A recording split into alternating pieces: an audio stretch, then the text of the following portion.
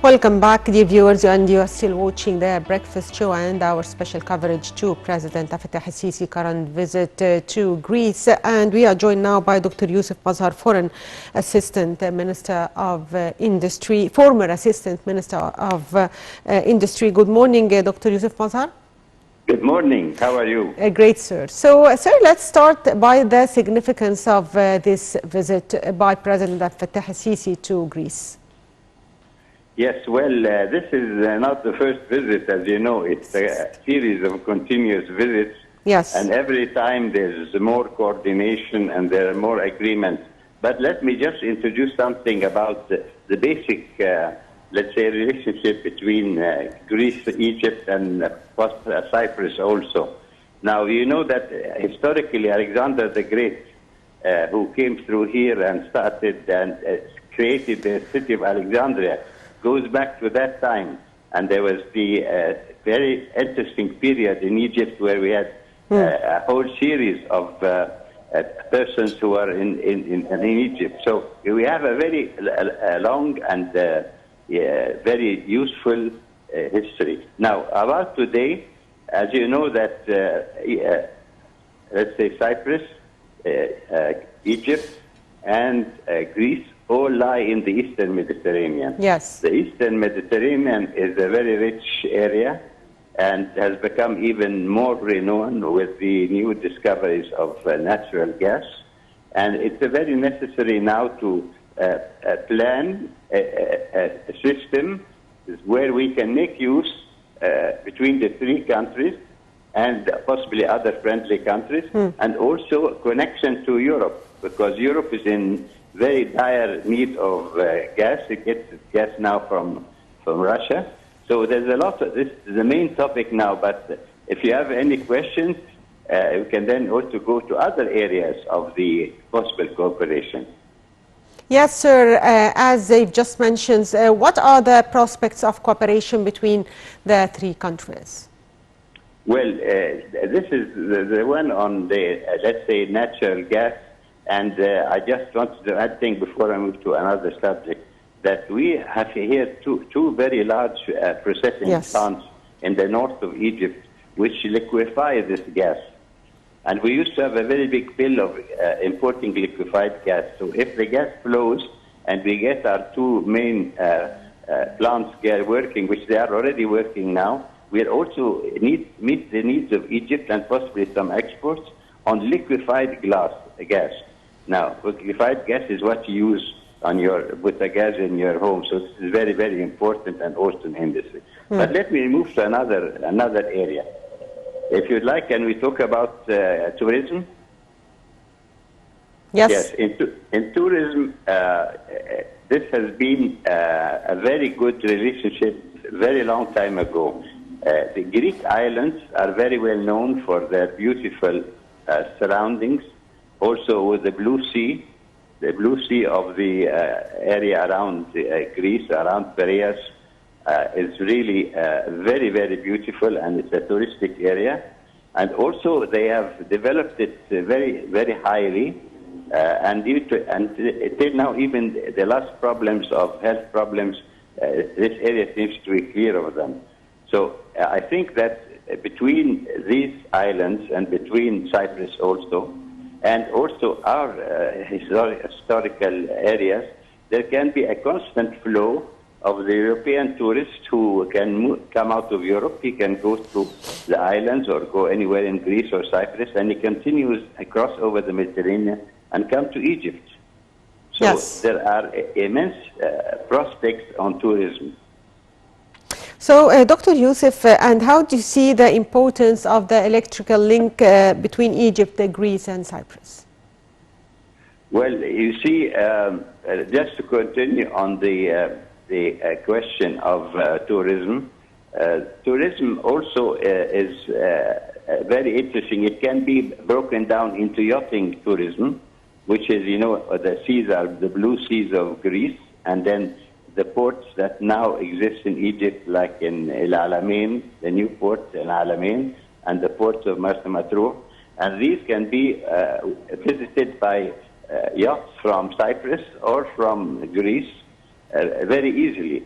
And we can learn a lot from the facilities set up in Cyprus, which are very, very modern and very well arranged for the person who wants to tour the world or tour the Mediterranean or even go to the Red Sea with his yachts or with passenger ships. This is one of the, let's say, the second big area. Also, President Fattah Sisi is expected also to meet the Greek Energy and Environment Minister to discuss economic ties and cooperation in the energy sector and economic exchange and investment opportunities in Egypt. So can you tell us your vision on this meeting?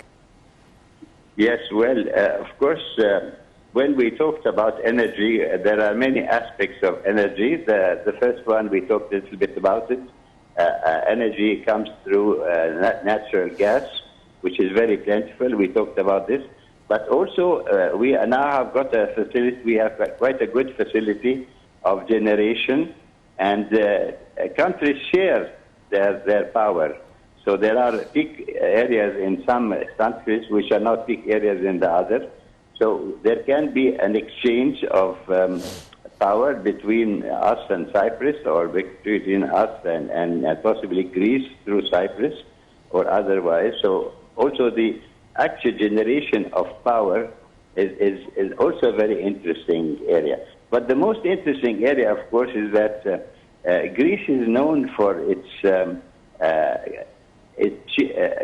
large amount of ships.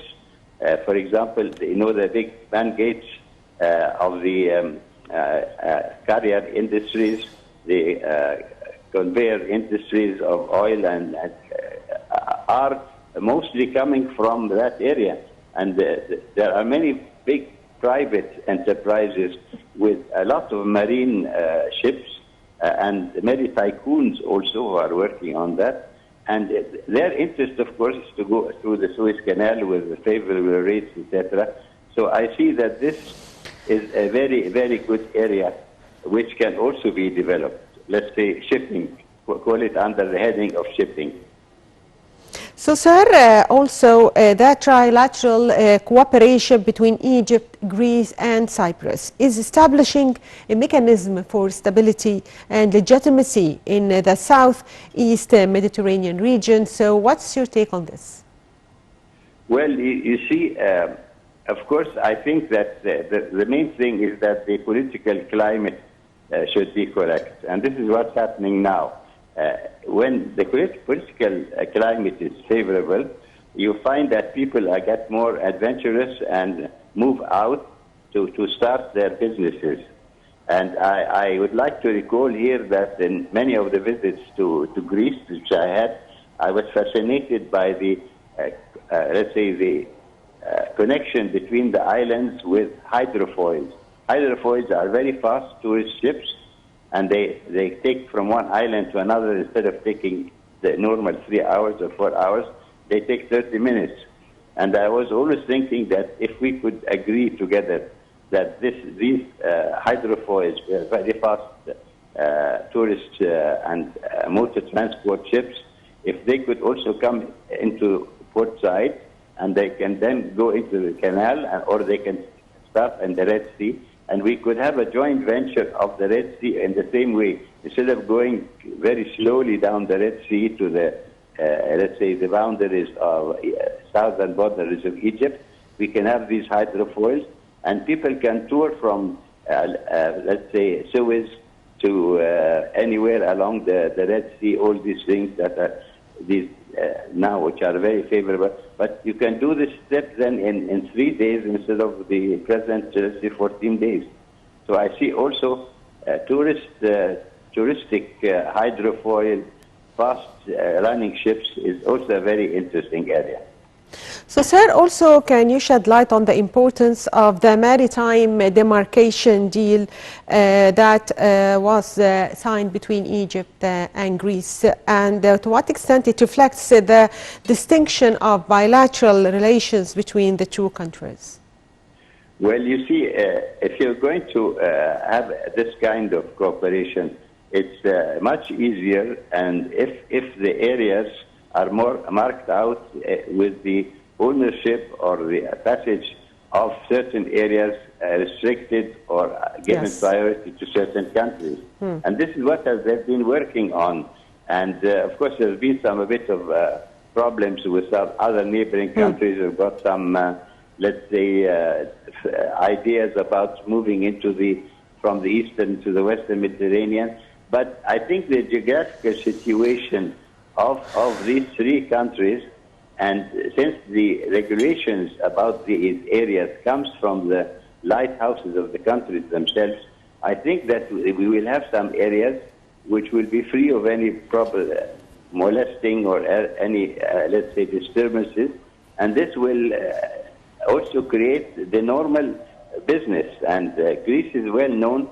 The Greeks in Alexandria and the Greeks in Egypt are known for their, let's say, very clever small industries, partisan industries, and they can be very helpful to work up with Egyptian counterparts in Egypt or even in Greece, new but small and medium scale industries. So, yes, sir, I'd like to thank you, Dr. Youssef Mazhar, former assistant to the Minister of Industry. Thank you, sir, for being with us.